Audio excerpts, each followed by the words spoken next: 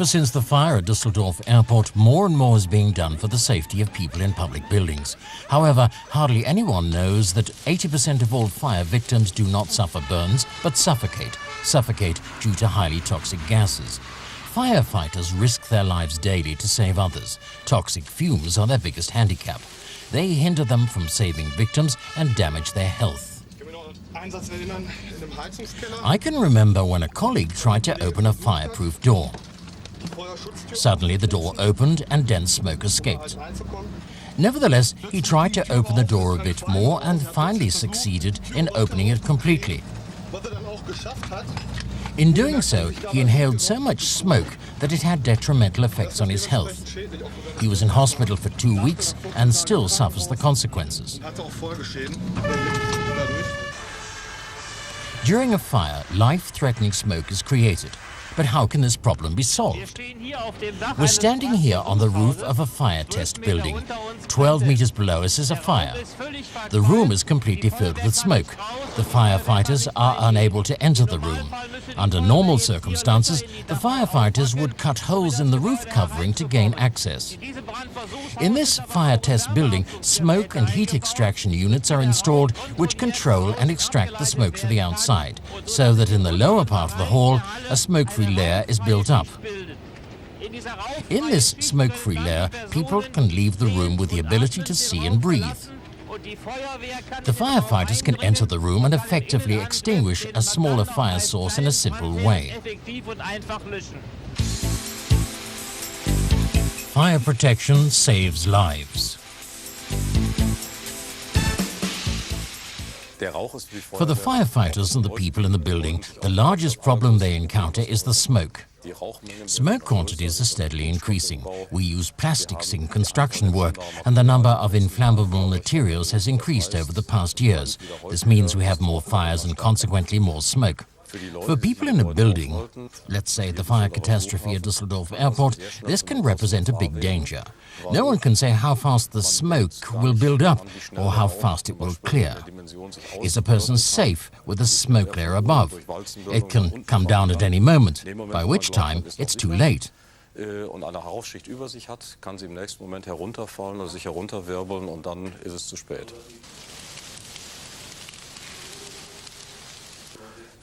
Smoke presents a problem for the firefighters. We can't see the fire. Orientation is a problem. We have heat camera systems to enable us to see through the smoke. This makes our work much more complicated. Modern integrated fire concepts take the following into consideration. What's very important, the protection of people in a building by extracting the smoke in the ceiling area and that the escape routes where people are remain free. It's very, very important that we reduce the numbers of people who suffer health damage from smoke fumes or are killed by fumes. The numbers are increasing at present in Europe. The second aspect is the protection of assets. The smoke has highly toxic and also corrosive components for the building itself, steel and cement parts, very dangerous ingredients which over weeks and months can destroy or damage these building parts. The layman is often not aware of this fact. As far as Europe is concerned, fire and smoke cause damage in buildings worth billions. We pay for this via our insurance premiums. Therefore, fire protection concepts are important in order to keep the economic damage at a low level. Good fire protection, in my opinion, includes an early recognition of fires via notifying systems, action via sprinkler systems, and smoke extraction to keep the escape routes free for people. For fire protection strategies and fire protection concepts, it's very important not to consider just a one-way layout. This means it's no use fighting the fire via sprinkler systems if the smoke cannot be extracted, or if the fire has a pre-burning phase until the automatic system activates itself. Therefore, I appeal to the people responsible to develop a concept where all areas such as recognition of a fire, smoke extraction and active extinction of a fire are taken into consideration. This will only work as a whole and be economical into the bargain.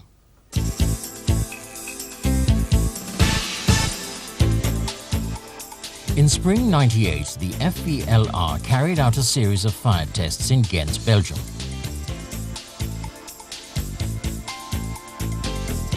The building, which primarily had been constructed for large-scale fire tests, is 50 meters long, 20 meters wide and 12 meters high.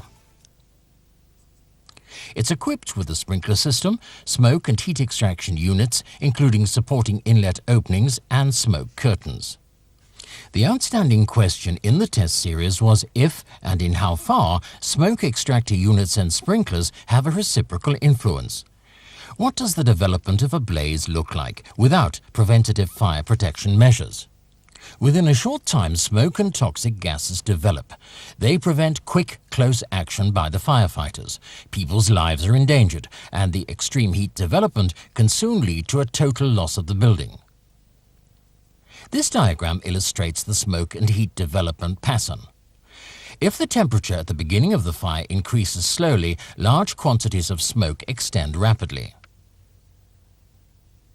The constant increase of temperature then leads to a flashover.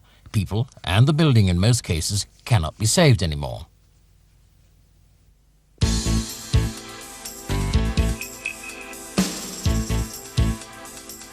In the first test, as well as in the following two tests, 50 kilograms of wood have been used to achieve a heat and smoke development.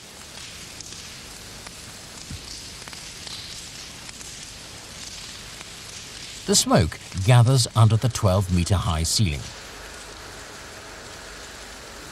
The smoke curtain can still prevent smoke spreading into the neighboring parts of the building.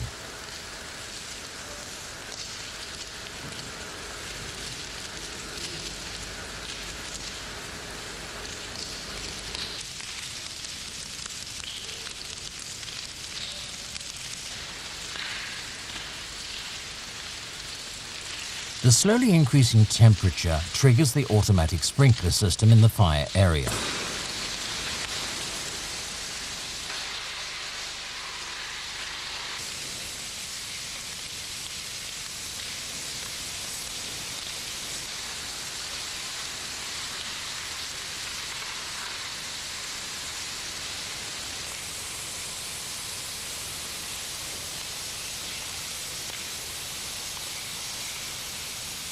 The smoke layer and the steam are being pressed down by descending water.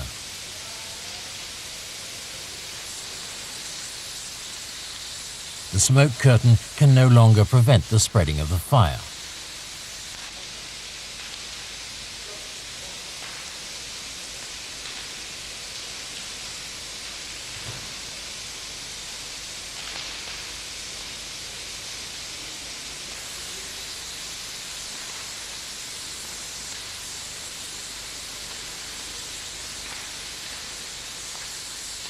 Visibility deteriorates rapidly.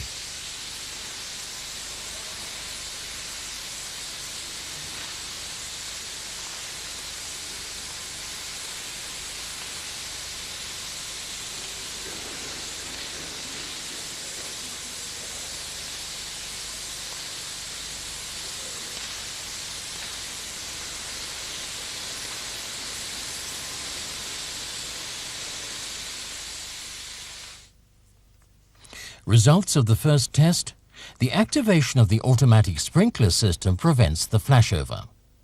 There is, however, additional smoke and steam, which spreads in a downward direction and impedes visibility considerably.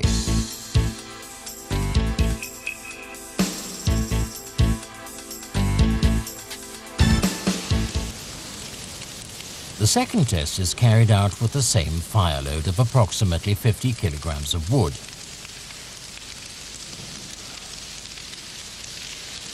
The smoke and heat extraction systems, which are located on the roof, open quite early. The smoke layer stays within the area of the smoke curtain, since the smoke can escape from the building.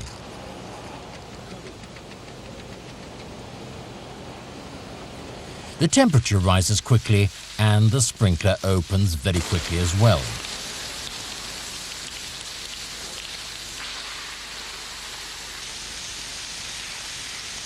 As opposed to the first test, the smoke is not being dampened down by water, but is safely extracted to the outside. Fresh air improves the extraction of increased smoke and steam.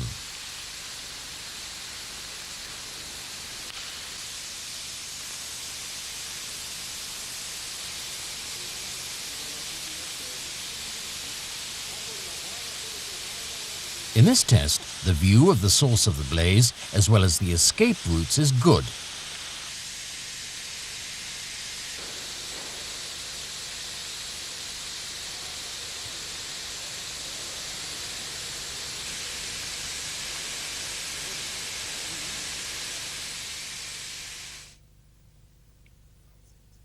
The results of the second test shows that the smoke is extracted in an early phase through the roof openings, and this is supported by the flow of fresh air. Sprinkler activation allows the amounts of smoke to increase, but escape and firefighting routes remain free.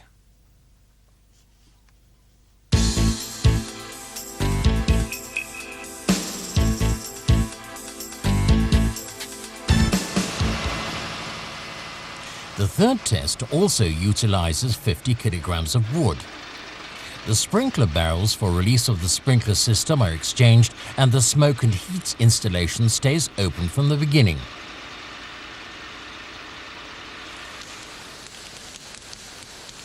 The main question in this test is whether the automatic sprinkler system, and if yes, how, is being influenced through the already opened heat and smoke extraction units.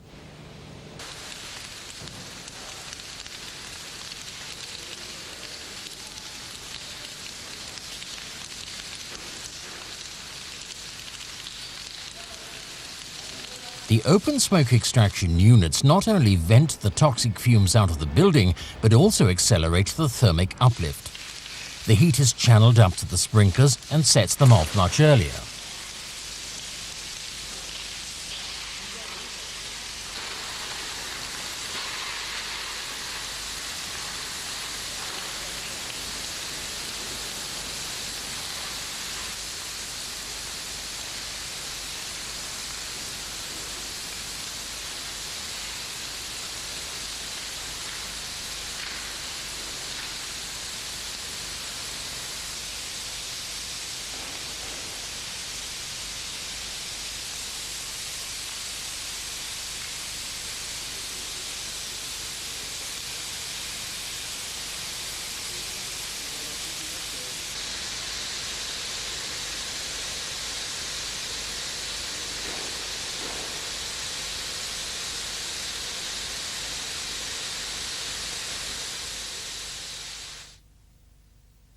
And the result of this test, smoke and heat extraction units and sprinklers don't adversely affect each other. On the contrary, seen in the light of a preventative fire protection concept, the fire, in the case of combined use, can be controlled much earlier.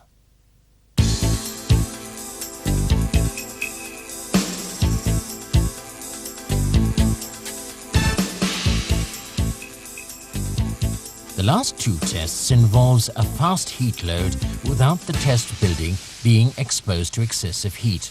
Approximately 30 kilograms of polyethylene are taken as a heat load. Despite illumination through reflectors, the following pictures impressively reveal the rapid deterioration of the visibility, a test without any fire protection measures.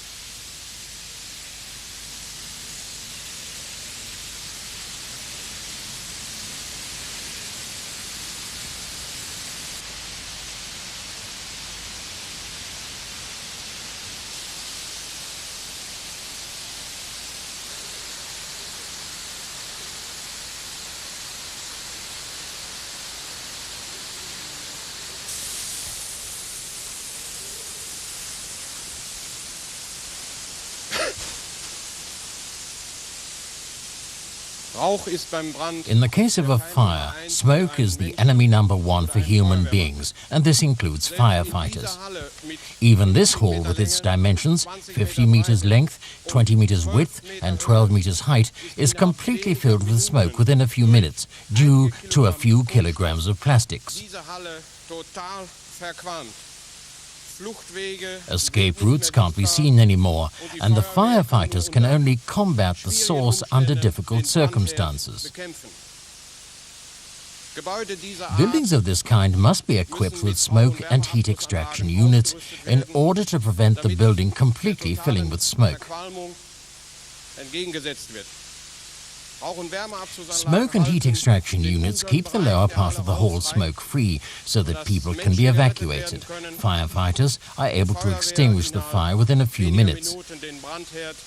And, consequently, buildings of this kind are not destroyed completely.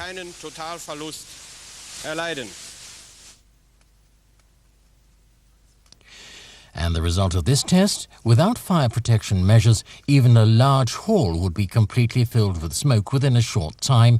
People and assets cannot be guaranteed anymore.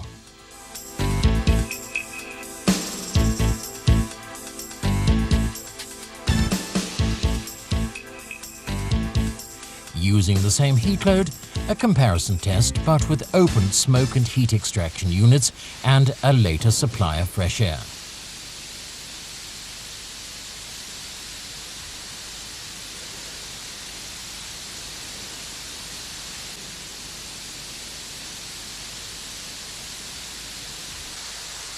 Fresh air increases the effectiveness of smoke and heat extraction units and reduces the density of the smoke layer and the temperature.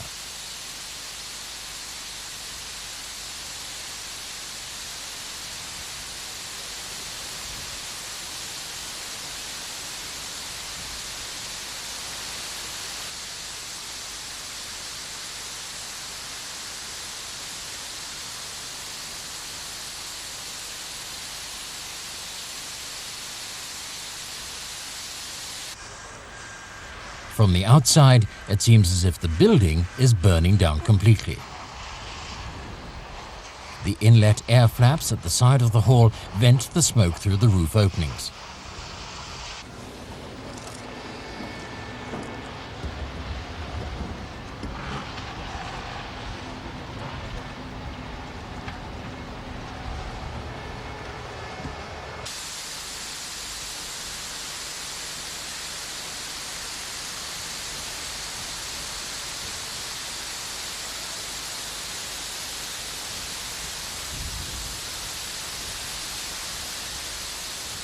In the lower part of the interior, the visibility is still good.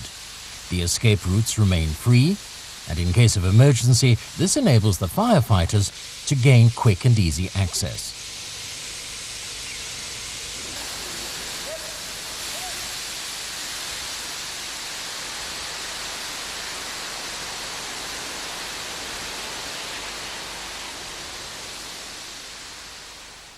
The diagram for the fifth test makes it clear that early and increased smoke extraction through inlet air enables the firefighters to extinguish the blaze efficiently with good visibility. Besides the rescuing of people, the heat load within a building can be minimized and total loss can be avoided. The fire tests in Ghent prove that only a combined fire protection concept can meet the demands in personal protection and also in the protection of assets.